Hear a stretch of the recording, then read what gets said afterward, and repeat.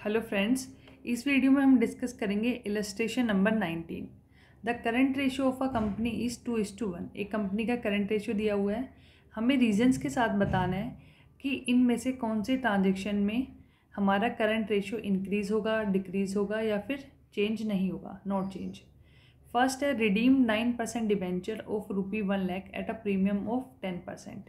इसमें जो first transaction है उसमें बताया कि हमने 9% के डिबेंचर्स रिडीम किए, ठीक है, और वो भी प्रीमियम पे हमने रिडीम किया, उन्हें 10% के प्रीमियम पे, ठीक है।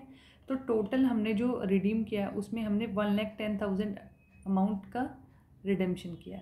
अब इससे क्या हुआ, मेरे करंट एसेट्स तो रिड्यूस हो गए क्योंकि रिडेम्पशन जो मैंने की है उसकी वजह से मुझे कैश देना पड़ा है, और कैश या बैंक जिसके भी थ्रू हुआ तो उससे मेरा करंट एसेट्स डिक्रीज़ हो जाएंगे, ठीक है। साथ ही जो मेरी करंट लायबिलिटी है, देखो अभी करंट लायबिलिटी का पार्ट तो नहीं था ये, लेकिन इस साल रिडेम्पशन हो रही है डिबेंचर का, तो इस साल के लिए ये करंट लायबिलिटी का पार्ट है 9% डिबेंचर, ठीक है। अब यहाँ पे मैंने जो पे किया है उसकी वजह से मेरे करंट एसेट्स रिड्यूस हुए हैं, साथ ही मेरी करंट लायबिलिटी भी कम हुई है। तो यहाँ पे करंट एसेट्स और करंट लायबिलिटी दोनों ही हमारी रिड्यूस हो रही है। अगर ऐसा होगा तो हमारा करंट रेशियो इंक्रीज होगा, ठीक है। सेकंड है रिसीट फ्रॉम डेटर्स 17,000। हमारे डेटर्स थे 17,000 के। डेटर्स हमारे करंट एसेट्स का पार्ट है, उनसे हमें 17,000 की पेमेंट आई है। अब अगर हमारे डेटर्स हमें पे कर रहे हैं तो मेरे पास पैसा कैश या बैंक की फॉर्म में आएगा, और यहाँ पे डेटर्स को हम माइनस कर देंगे, ठीक है। तो दोनों ही डेटर्स और कैश या बैंक बैलेंस दोनों ही हमारा करंट एसेट्स के पार्ट है। तो अगर एक इंक्रीज हो रहा है दूसरा डिक्रीज हो रहा है तो उसे टोटल करंट एसेट्स की वैल्यू पे कोई फ़र्क नहीं पड़ेगा, ठीक है। इस वजह से यहाँ पे आएगा नो चेंज, ठीक है।